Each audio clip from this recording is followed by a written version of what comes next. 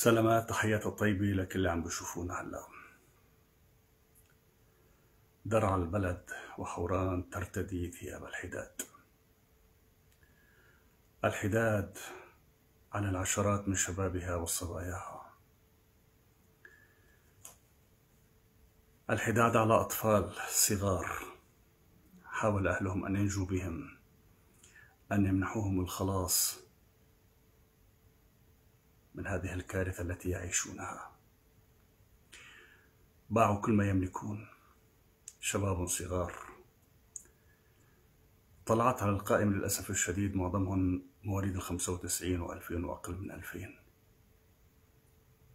راودهم حلم الخلاص، راودهم أن لا يحملوا بندقية، راودهم أن يكملوا دراستهم، أن يحموا أطفالهم ويمنحوهم مستقبلا إنسانيا. لكن للأسف كان الموت بانتظارهم.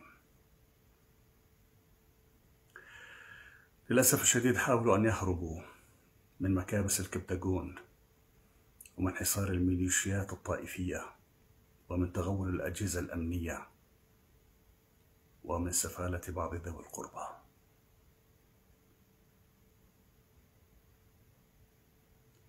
هذا النزيف، هذا الموت المجاني سيستمر ربما طويلا، لأن هذا الملف السوري ليس موجودا على طاولة أي دولة من الدول حتى هذه اللحظة.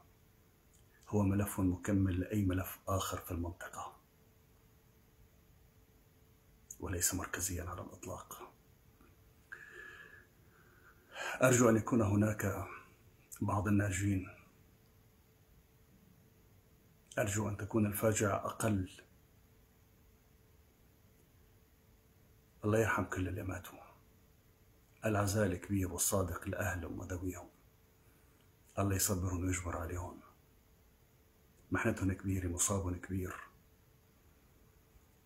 لكن للأسف الشديد ليس باليد حيلة.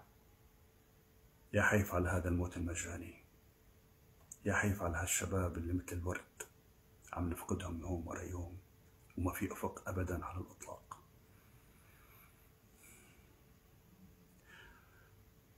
ما في غير الأمل والتمني بالخلاص القريب. عزائي الكبير لأهلهم جميعا، فردا فردا.